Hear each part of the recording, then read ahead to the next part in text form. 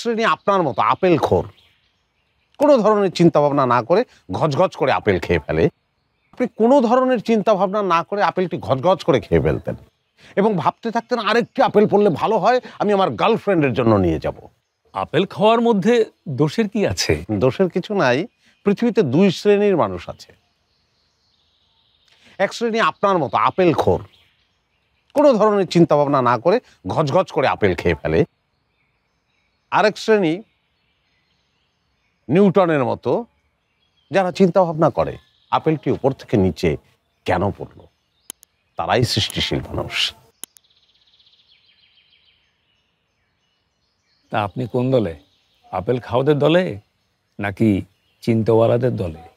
না, আমি নাক ফাটানোওয়ালাদের দলে।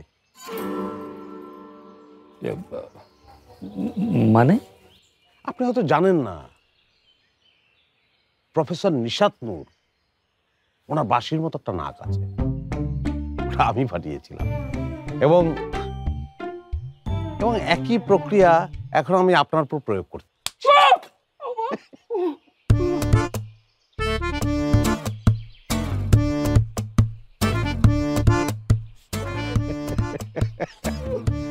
আচ্ছা, আপনার ব্লাডের গ্রুপ কি?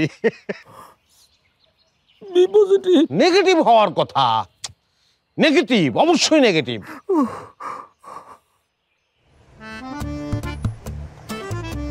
ভাইজান, বান্দরের থাপ্পড় খাইলে কি ইঞ্জেকশন নেওয়া লাগে? বান্দরের থাপ্পড় কেডা খাইছে? আপনি? না না, মানে আমি না, মানে আমার ওই মানে ওই দুঃসম্পর্কের খালাতো ভাই। ও আচ্ছা, আসলে হয়েছে কি, বান্দর যদি থাপ্পড় মারে তাইলে ইনজেকশন লায় না, বুঝছেন? আর যদি বান্দর থাপ্পড়ের লগে একটা আচর বয়ে ফেলায়, আর ওই বান্দর যদি রেবিড ভাইরাসে আক্রান্ত হয়ে থাকে, তাহলে কিন্তু আপনার ইনজেকশন লাগবে। ভাই, একটা জিনিস বুঝতে পারলাম না। কি? আপনি কোনো বিষয়বস্তু ছাড়া এভাবে হাসতেছেন কেন? আসলে হয়েছে কি জানেন, 15 বছর ধরে দোকানদারি করতেছি, বহুত রুগী দেখছি, কিন্তু বান্দরের থাপ্পড় খাওয়ানোর রুগী দেই নাই, বুঝেন নাই? এই লেগে আসতেছি। কি ওষুধ লাগবো? আরে যাইতেছেন কেলা, ওষুধ হয়ে যান।